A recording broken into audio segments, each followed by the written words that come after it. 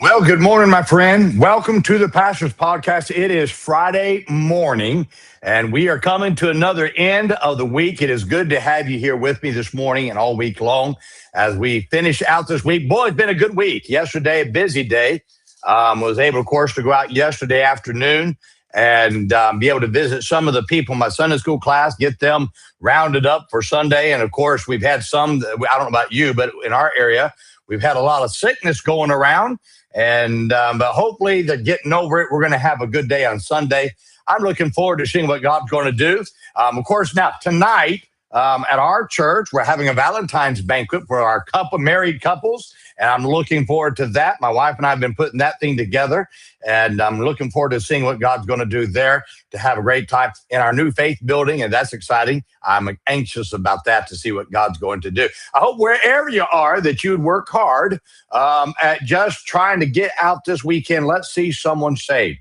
I don't know what it's like in most of the country here. The weather's just been phenomenal here the last few days. We went through that cold spell, and then God just kind of, boom, warmed it up, and it's going to be a great weekend temperature-wise, and I'm looking forward to that, seeing what God can do. I'm excited about that. Yesterday, I was able to go out soul winning with my daughter. You know, it's a joy. It's a joy to see your daughter soul winning and serving God. It's soul winning time. And she goes, Dad, do you have a partner to go with today? I said, no, not yet. And she goes, can I go with you? I said, sure. And just watching her get out there, you see a little bit of yourself in her, and then of course her mom. But she's her own person, and man, she did a great job. I was just watching her, and I think she led 3 people to Christ yesterday. Her boldness, and one of the things I was talking to my wife about her, I said one of the things about her, I think she's kind of like her dad in that I go back and I listen, I read the old people, and she's a big fan of Mrs. Marlene Evans. And she listens to a lot of her videos. And Marlene Evans has been in heaven for years. My daughter loves listening to her, learning from her. And I can see how Mrs. Evans it has influenced my daughter as well. You know, you'll never do wrong getting your children involved, getting them around people of the past. With the recordings that we have and whatever we have, get them around it. It will help them more than anything else. I think this generation is so afraid of the past generation. It's crazy. And yet the past generation has really given us what we have, and yet we're ruining it. Trying to talk bad about them and oh, they're so terrible. My friend, it can be done. And how we need to get back to doing what we ought to do. And I'd encourage you to do so wherever you are. Also, let me invite you to the OPAS conference coming up. March 16, 17, and 18. Looking forward to that. Register now. Now, my church doesn't need to register, but those outside, register. It's free. But the reason why we need you to register, we just need to know what we're going to do on each night and what we're going to do in the giveaways that we have. And we just need you to do that. That'd really help us out. So I'm asking you, would you help me on that? If you're coming, go ahead and register. Go to the oldpassconference.com, register there. That way we know that you're coming. We can prepare for you. Those who put on a conference would know what I'm talking about when I say that. Man, it's hard to put on a conference because you don't know who's going to come. And good people, they just don't register. Just do it. Just register. You're coming.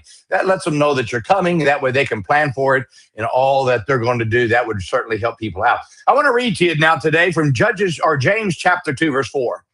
God says, are you not then partial in yourselves and are become judges of evil thoughts? One of the greatest sins that is never addressed is the judgment of another's motives and feelings.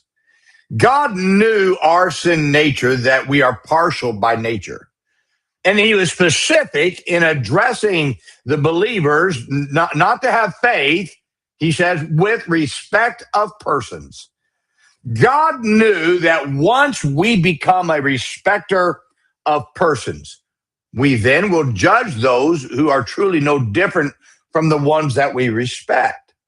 For instance, the one we respect can do something wrong. We tend to overlook it because we love them and we respect them. On the other hand, one we have no respect for can do the same thing or even lesser of a thing, and we call them out. Now, why is it that we'll call out one, but we will not call out our own? It all comes down to our personal and selfish agenda of making our friends look good despite the wrong they do.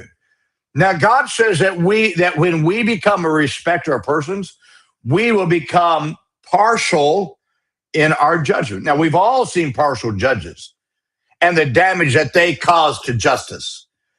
If a certain president is not part of their party, these partial judges will do everything they can to stop his agenda by making rulings against him, even though they know their rulings are wrong. And I'm not talking just about President Trump right now. I'm talking about every president. It's just we've seen these partial judges. We have seen partial judges treat one person differently because of their money or fame, which only causes justice to be avoided.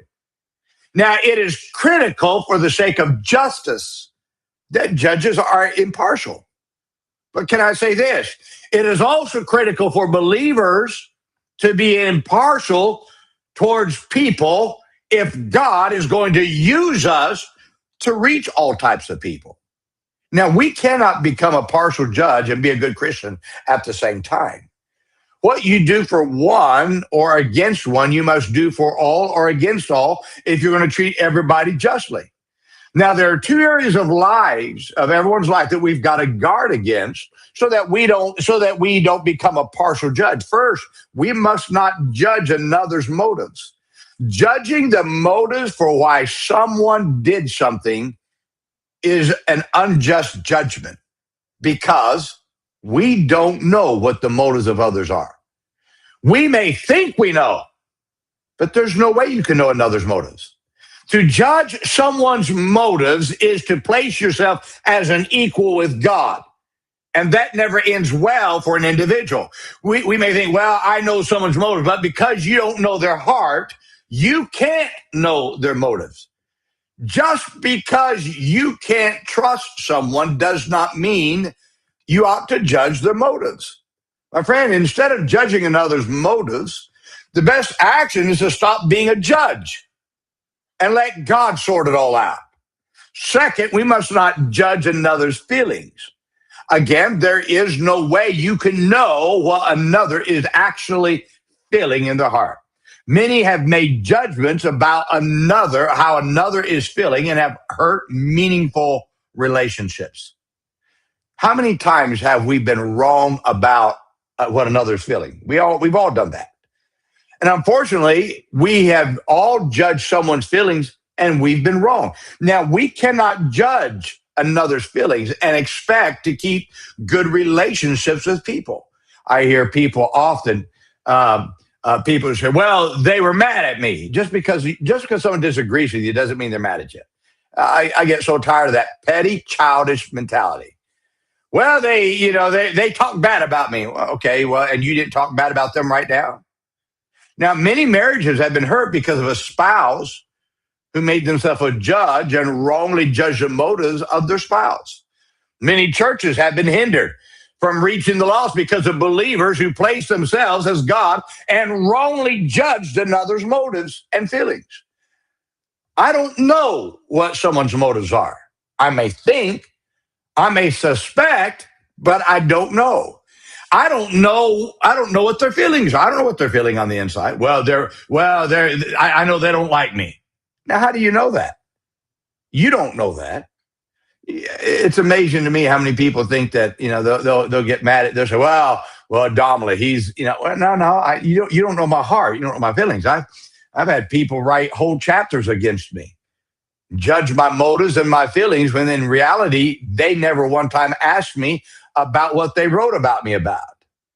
And if they did, they would understand why I say what I say and why I do what I do. You see, it's not that I hate people, and there's people that I may speak against things they do. I don't dislike them. I love them. I think they're good people. I just disagree with one area. But our job is to focus our life on building others. And I cannot build people if I'm partial in my judgment. If I judge people's motives and I judge people's feelings, I will hurt the ability of myself to be able to build the lives of others. So Let's stop judging people's motives. Let's listen, okay. So someone parts ways with me. Okay, that doesn't mean they're a bad person. If I'm a business owner and someone leaves me, now don't be ugly to them. You don't know everything's going on in their heart, and maybe they are saving you and them from having some serious issues down the road. You see, what we've got to understand sometimes we just got to stop judging the motives, stop judging the feelings, and just say, you know what, my job is to build people. And if I can't build this person, that's fine. Then I'll let somebody else build them. I'm not going to judge their motives or their feelings. We've got to get back to this thing of let's just build people. Let's not judge the motives. Let's not judge. Listen, there's been so many times I can't tell you. I've preached. I looked at someone's face against the word of God. By the way, God says don't look at their faces. But I judged someone. I thought that they were mad. And then after the service, I go, man, preacher, that was a great sermon. You really made me think. And what I didn't realize, what I thought was them upset with me, was them thinking about what I was preaching. And it helped them. So stop judging the feelings. I don't know what's going on the inside. Get this now. I don't even know the motives and the feelings of my own wife and my own daughter and my own son-in-law. I can say I do, but I don't. There's one person whose motives I know, whose feelings I know, mine. So because of that, I don't even know God's motives other than the word of God. I know he wants the best for me. I do know that. So because the only one I really truly know the motives and feelings is myself. If I lay that aside and say I'm not going to become partial, I'm not going to be an impartial judge. I'm just going to start doing what I'm just going to build people. And if I build people and not judge their motives and feelings, you'd be surprised somewhere down the road, it catches up that you're building a life for God and that you're making an impact in the lives of people. My friend, this will truly help us if we can just get this in our mind. Let's be people. Follow me now. Let's be people that are impartial in our judgment. Leave the motives and feelings aside, and let's build the lives of people. Well, I hope that you have a wonderful weekend. Now, let's remember today, be good to everyone. Everyone's having a tough time. Have a great